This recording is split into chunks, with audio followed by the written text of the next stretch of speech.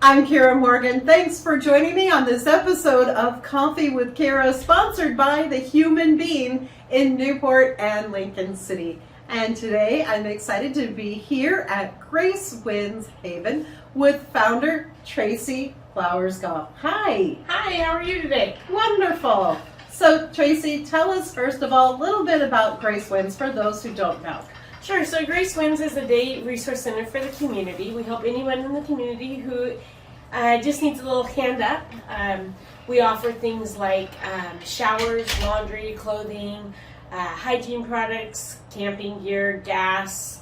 We can help people get IDs and birth certificates. We can help people fill out applications. So really just anything to help you have a hand up in moving forward in your situation. And how did this get started? Well, I saw a need with the warming shelter and the lack thereof of a warming shelter for a bit. And so we started with the warming shelter, and as I got saw the needs growing, not getting better, and there being no solution, I thought we need to do something more. And so that's where Grace Wins came about. And we're just kind of in our beginning stages here with the day center, being able to do these type of services. But eventually we would like to have a shelter and some non-traditional affordable housing. That would be amazing and so needed, not just in Newport where the day center is located, but you serve anyone in need throughout all of Lincoln County. Correct. And if you happen to have come through town and got stranded, I mean, we've even helped get gas for people to get back home, so they're not in a bad situation forever. There you go. And there's also some other services that Grace Wins is looking to expand upon. We'll start off explaining, for instance, what a hard winter this has been for those who've been homeless. Yeah, so this winter has been a unique winter. We don't have a warming shelter anymore. It was shut down when COVID started, and the building that we were in is no longer available for us to use. So we had to come up with some more modernized form of a warming shelter, I guess we'll put it, a more unique way. And so we partnered with the city of Newport and a couple of local hotels to put people in hotels when the weather was freezing. We had 3 bouts of that this year. And the most recent one being just last week when we had the 3 nights of freezing temperatures and hail like size of dimes. It was crazy. It's been an odd weather event. So we were expecting to have people in hotels through about the middle of March, but this year we got to do a little bit in April as well. So about how many can you house in the hotels? So every time is different depending on how many rooms they have available, but on average we house about between 40 and 50 people each time it's the cold front. And where does the funding for that come from? That must be expensive, Traci. It's a very expensive project. The city of Newport does partner with us. They gave us about $20,000 this year to help. However, that's only about half of what we spent. So we spent just about $40,000 on hotel rooms this year, and that was for a total of about 12 nights. Wow. So you go after as many grants as you possibly can. Is it difficult to do fundraisers? Do you have enough volunteers? Do you need more? We definitely need volunteers. On a daily basis, there's 3 of us that work here. And most of them are just volunteers. Occasionally we'll get some community service workers in, but they only have a limited amount of hours they have to do, and then they're out of here. So but we appreciate those. And then we have a few that come in, 1 day a week or here or there. But it's really hard to fundraise when you're on such a skeleton crew. It's really hard to keep all the processes running because we have 1, 2, 3. At least 3 rooms and the shower units every day open. And so that means at least 1 volunteer for each of those rooms, plus somebody who's just running them back and being like their escort to all the services. So let's talk about that. The services, if someone walks up to your door, what are some services that they might be able to receive at the day center here? Sure. So the first thing they do is, if they hadn't been in before, they come in and they do a little intake so we can get to know them a little better. And then we offer them a sack lunch, and it's kind of a breakfast lunch. It's got breakfast seafood and lunch food in it. and then and something to drink. And then they can sign up for things like a shower, or to use our laundry facility, or to get clothing or hygiene products or camping gear. And then we work with them one-on-one to see what their needs are and how we can help them be met, whether it's referring them to another agency or us figuring out how to do it for them or with them. We do believe it's a hand up, not a handout, so they do have to be a part of the program, you know, whether they're working off something by picking up trash outside, or if they're, often we'll have them, you know, just straighten up something so that they feel like they're earning it, so that there's some self-pride. We've noticed a lot more self-esteem boosting when we do those things.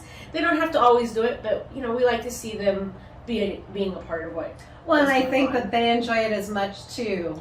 Actually, being a part makes them feel more part of the community. Right, exactly. In fact, we have one guy who just recently comes every morning 2 hours before we open, so that he can make sure he's in here to help me with whatever needs to be done. And I think that's fabulous. I mean, he's taken some ownership and pride in what's going on here, and it gives him something he can do. And some other services that you offer, and I mean, laundry and shower alone, just the self-dignity of offering those to help folks out is just incredible. But you also offer them some resources, such as a place to receive and send mail. Correct. So they can use our address as a mailing address. We have a whole mailbox system in here, so they have their own little box with their mail.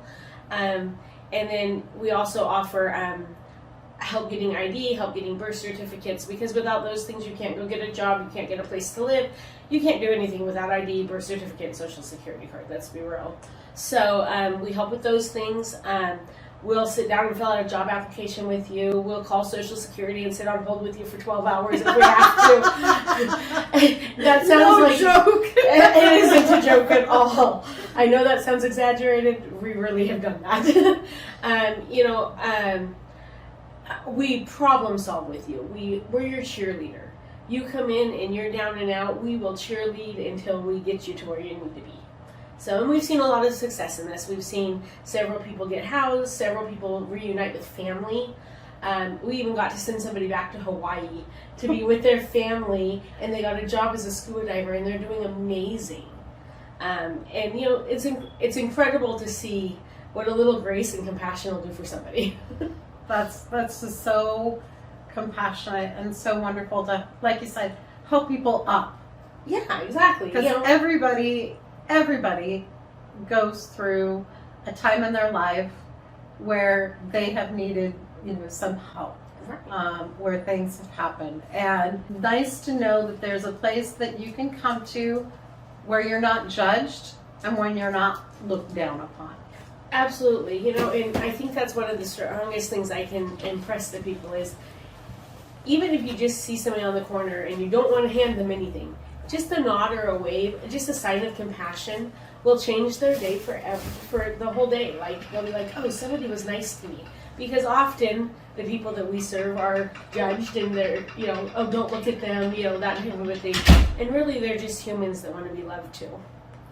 That's correct. And it's better if you can, because I know myself when I see people, I have a hard time giving out money, but you can get some gift certificates. That's always a good thing to do if you want to get them a gift certificate to get something to eat. You know, some of the local fast food places get a little gift card or something, or better yet, make a donation. Right, and send them my way. That's right, because all the money that you receive goes right back into your program. Exactly right. So if you are donating, it is going to take care of somebody's situation. Whether it be a meal in their tummy, or a new ID, or gas in their car, or maybe a pair of shoes to go to a job interview. You could be helping them with something you had no clue you could ever help with. Yes, that's fantastic. And as we mentioned, COVID took a real toll on everybody. Let's be real. Right, that's the truth. But it was especially hard for your organization and the people that you serve. Can you share with us a little bit about that? Sure. So one thing it did was increase the amount of people that we serve, because we had so many people that lost their jobs or struggled paying rent or just felt like they were on the verge. And so they came to get extra help, which put, of course, more pressure on us to figure out how to make that happen. Also, there was already a toll on the homeless population in the idea that there's not enough services here, there's not enough things for them, and then we add all these extra dynamics to it that really made that toll a lot harder to pull. You made it through. Absolutely. And a lot of folks made it through, but regretfully, there are some who didn't. Let's talk about that aspect of your program and what you're looking to do. Sure. So sadly, this winter we lost one of our very beloved. His name's Walter. I get to share about Walter now. Walter was a very beloved member of our community that a lot of people knew, and he was looking to seek warmth, and he was up in Lincoln City trying to go to their warming shelter. And unfortunately, the warming shelter wasn't open. The protocol didn't meet standards. So there's a certain temperature it has to be in order to open. It was just a couple degrees above that, and sadly he froze to death behind the local business. And of course that traumatized the community, that traumatized me, that traumatized our whole entire community of homeless population who was his friend. And we found that he had a lot of people that weren't homeless that were his friends as well. So one of the things that we have started doing is we have found that there are people in our community who their families can't afford to pay for their burial or cremation costs. And if you can't afford to bury a loved one or cremate a loved one, the ashes belong to the funeral home. I believe that every person who dies deserves to die with dignity and grace and love. And when a funeral home cremates somebody, then they are responsible for those ashes. And what do they do with a whole bunch of people's ashes that they don't know? And so Grace Wins has started a new program called Compassionate Cremations. And she's gonna make me cry. And we partnered with Bateman's Funeral Home, and they have significantly discounted the price of cremation for us. And so for every person whose family needs help, they come to us, and we are able to offer the service of getting their loved one cremated, and then their remains can, instead of being left at the cemetery or the mortuary, they can have their ashes and they can do what their loved one would want with them. We have another gentleman who passed away of a heart attack this year in a hotel room, and his ashes will be being picked up next week, and they're going to take him out to sea. What an exciting thing, because he was a fisherman, so it's like totally perfect. This is our way of being able to help the community just another step further. And so we are looking for funds to help with that as well, because even though they've given us a great discount, $500 you still a have pop, to pay. I still got to pay for them. And there were others that you lost due to the weather as well, correct? Well, we haven't lost them yet. We have a couple that are pretty sick. They're in the hospital. One was 2 degrees from cardiac arrest in hypothermic shock when they found him. They had to actually use heating blankets to warm him up enough to get him to naturally shiver. I can't imagine being that cold. And he's been in the hospital now for just over a week, and hopefully is going to make it out for us. We're rooting for him. But, there's a lot of people struggling. We had another one who just left the hospital, and she left with no coat and no shoes in the middle of a snowstorm. And so there's just the compassion across the board. It doesn't matter if it's the death, if it's the fact that they don't have shoes on their feet or a coat. Just 1 ounce of compassion can change a person's life forever. So, and we see it time and time again in here, and couldn't change it for the world what I get to see every day.